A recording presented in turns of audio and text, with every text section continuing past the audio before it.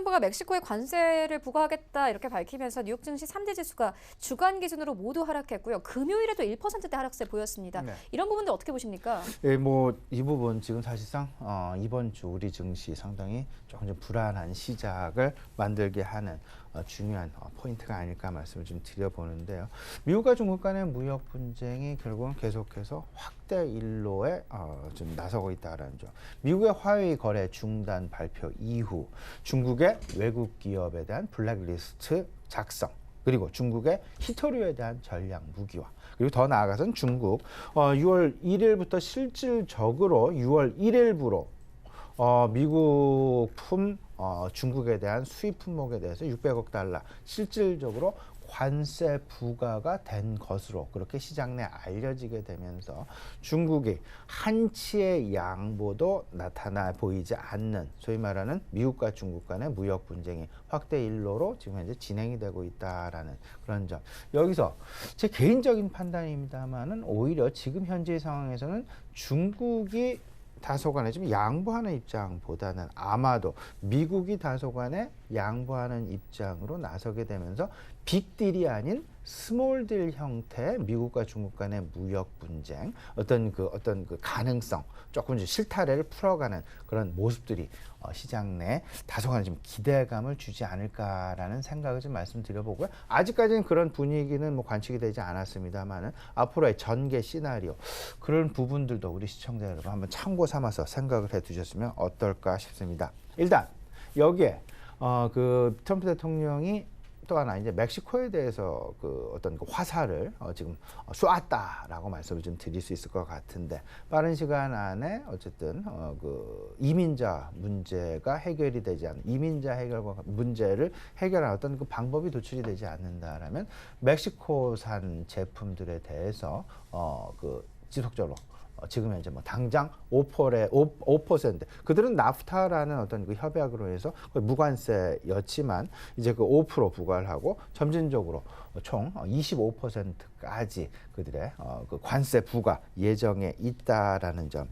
6월달, 7월달, 8월, 9월, 10월까지 관세 인상 매달 5%씩 인상을 하겠다는 아주 매우 구체적인 발표까지 해놓았다라는 점 꼭 좀 생각을 염두를 해놓으셔야 되겠다. 여기에 가장 크게 영향을 미치는 업종은 자동차 업종일 수밖에 없다라는 점. 실질적으로 지난주 금요일 미국 시장을 좀 눈여겨서 보게 된다면 자동차 업종의 하락이 두드러졌다. 우리 시장에서도 지난주 금요일 자동차 업종의 하락이 좀 두드러지게 나타났었는데요. 마찬가지 피아트 크라이슬러 5.8%, GM 4.3%의 하락, 포드 2.3%의 하락이 나타났다.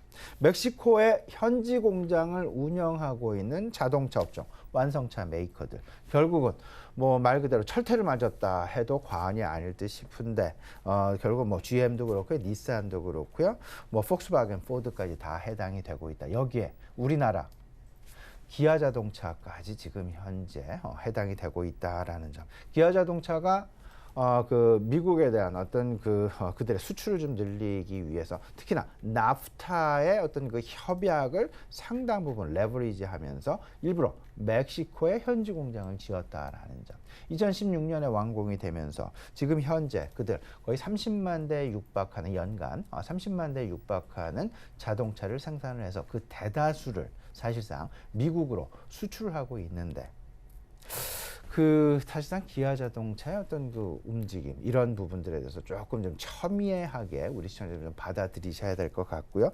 물론 뭐 시장에서는 뭐 안심을 시키기 위한 이야기들도 나옵니다. 뭐 기아 자동차가 생산하고 있는, 멕시코 내에서 판매하고 있는 자동차의 대수는 그들 총 매출의 전 세계 글로벌 생산량의 11% 수준에 뭐 이른다. 뭐 그렇게 많이, 뭐 어떻게 생각하면 크고 어떻게 생각하면 작을 수 있다, 이런 수준을 이야기를 하면서 사실상 안정화를 꾀하고 있는 그런 모습이 나타나고는 있는데요. 실질적으로 영향을 벗어날 수는 없다.